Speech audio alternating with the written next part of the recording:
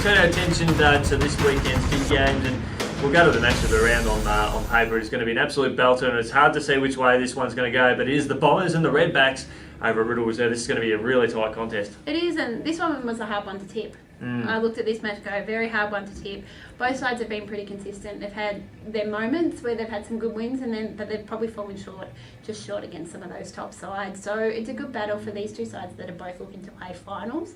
If both sides have got their full teams on the court, I think it'll be a pretty close match. Who do you think will win? I tip Riddle. Yeah. I think Beck Caldwell at the moment she's unstoppable. So Monique Clark's going to have a hard job there in goal defence for Romsey. I think she's probably the key to this match, and I think probably at the other end for Riddle you've got your likes of Lauren Close, so she's probably going to be on a Chelsea Ross or a Bronwyn Blair up the other end. So it's probably your experienced players in both of these sides that will make the difference. Chelsea's been in some prominent form as well this season, having taken on the main shooting roles in 2018. It is, and look, she was brilliant in the final series last year. I saw her play against Lansfield and I saw her play in the grand final, and I thought she was brilliant in those final series last year. And she's just taken another step up. Obviously played at that higher level. I know she's played VNL before, and she's just taken on that leadership role and is going really, really well for them. Yeah, so we're both jumping on the Riddle bandwagon, but in a very close one.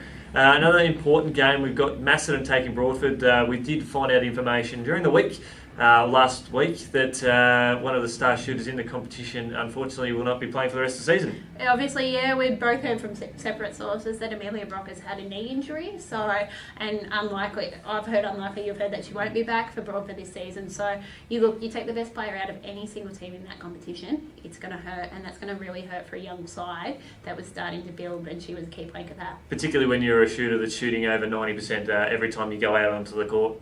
Exactly, and that's the thing. You look at that, you've got someone with such a high volume and such her height as well. There's not a lot of defenders who are as tall as her, so she's a hard matchup and obviously going to really hurt Broadford. Yeah, well, hopefully for Broadford, Millie does come back into the fold in 2019, and the girls that are playing there this year, they can start to learn some things and start to get a bit of a gel together and hopefully improve on this year's performances. And that's it. For this side, it's about getting back on that. They've got back on the court. They've got a good coach out there in Ash Chapman, so they're only going to build, and obviously they're going to face a tough ask against Macedon, who is undefeated at this stage and still my premiership favourites. The Cats haven't been playing brilliantly, but I know speaking with Kira Stewart, their coach, he said it's not about the win. It's not about the wins. It's not about everything. It's making sure they're getting their right finals and doing everything right. So look, they probably will be missing Chelsea Kemp, who did hyperextend her knee midway through the interleague game, so that's an out for them. But obviously, if she's going to miss a game, you probably want to miss in one against the lower sides than one that's towards the top of the ladder. Exactly. Macedon will be too strong in this one.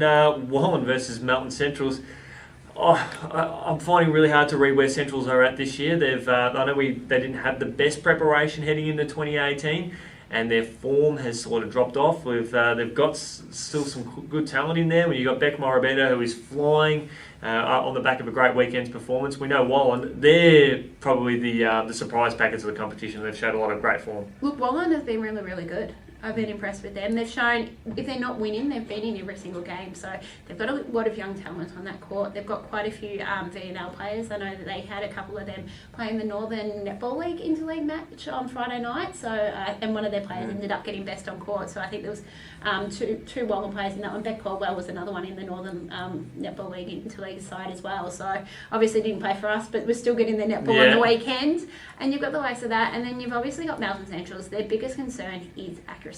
Yep. They have struggled all season in accuracy, and it's cost them dearly. I think they've won one match or possibly two, and they've had a draw. Yeah, but they have shot terrible. Yeah.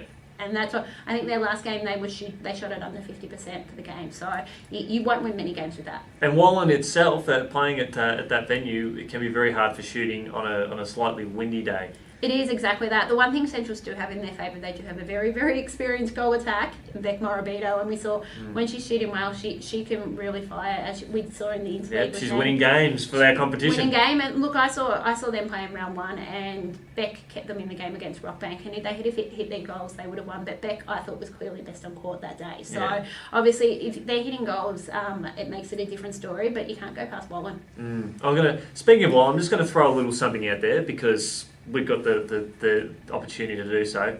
But I like this, and you being a journo, I like the idea of Wallen coming back into the competition, getting a new coach who has had Australian experience, build a whole new list, and then on the last day of the season, they're carrying the Premiership Cup. I would find it very hard to find a greater success story than that in the competition, given where that netball component of the club has come from. Obviously, it would be a fairy tale story if they did that. Look, I think there's a long way to go and a lot of experienced sides that they've still got to face yet. Obviously, they haven't been able to beat your top side, so they lost to Macedon, which was a clear one there. Probably experience is probably the one thing where we see with them, they're still a new side forming together.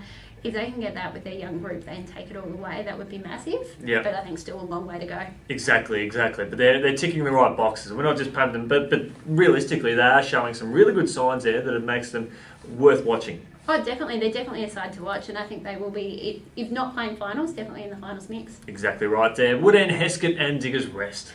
This will be interesting. I think Diggers Rest, we were impressed with really, really early on. They started really well, and then they've lost the last 2 weeks to Macedon and Rupert's Wood. So they've had moments in both those games. They did lead at half time against Macedon, and then the Cats switched in that second half. So it's going to be interesting. I expect them to bounce back there. They've got a good lineup, but I think it's still about getting those connections right, because they are a fairly new side. I think they've got 4 new players in that starting 7. Yeah. That makes a big difference. So it's about making sure getting all those connections so they'll be wanting to win against the Hawks, who we all know are a young and developing side. Obviously, they had several players in the under-17 and in the under-17 netball team on the weekend for the league, and they had a lot the weekend before in the interleague. So they have got players across the board that stepping up. They're probably 2-3 years away from being a really competitive side, but I think for them it's just about making sure they're trying to reduce the margins from these sides they lost against last year. Exactly, and they are easily the younger side in the competition. There is, I think most of the girls are sort of under the age of 20, so that says a lot about that. I mean, speaking at a VNL level, I know the Sovereigns, who have a lot of local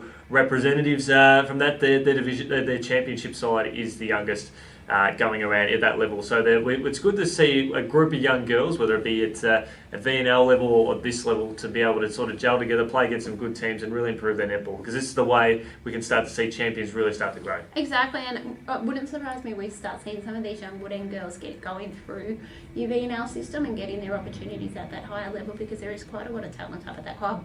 Exactly right. Speaking of talent, we've got a bit in this last game we'll cover. We've got Rupert's Wood and Rockbank. Rockbank are showing some great signs. They are. They've been a little bit up and down. Yep. That's one thing. So we expect that, though. You expect that. They have improved on last year. They've started to win matches against sides they haven't been beaten, or they got Melton Central's first time they've ever beaten Melton Central's in A grade. So they're starting to show that. Obviously, Rebecca Hicks played in the interleague. I think she only played the 1 quarter, but it's a good experience for her playing with some of their best players in the competition. So they've got a tough ask this week against Rupert's Wood, who has been really impressive this season. Yeah, you're definitely right on that one there. And Rupert's Wood, they will go in this one as favourites.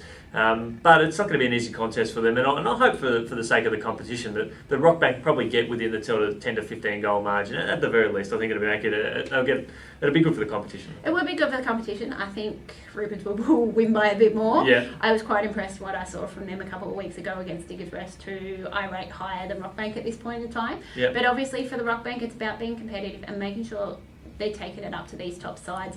They're on the up, but obviously I think Rupert's Wood is a better side than they were last year as well. So you've got both sides better sides than last year. It's whether Rockbank can close the gap or not. Yep. And in terms of the fixturing this week, I'm pretty sure, I'm hoping this is the first of hopefully 2, because I'm not sure of the fixturing going ahead in advance. But with Sunbury Kangaroos and Lansfield scheduled to play off in senior football, and both teams not having A-grade netball teams, no one has to travel outside the normal game times for the first time this year. It is, and that makes it. I think every club that's had to go between 2 locations would be pretty happy with that. So, obviously, we'd love to see both Lansfield and Sunbury Kangaroos with A-grade sides, but unfortunately, that's not the case. But I think all these other ones, it sort of gives us a true idea of where they are with their fixture compared to everything else. So exactly right there. Well, Tara, thanks so much for joining us on this week's edition of the RDFNL Netball Show. Thanks to Ontime Delivery Solutions, and we look forward to catching up on all the excitement from this weekend next week. Thanks for having me.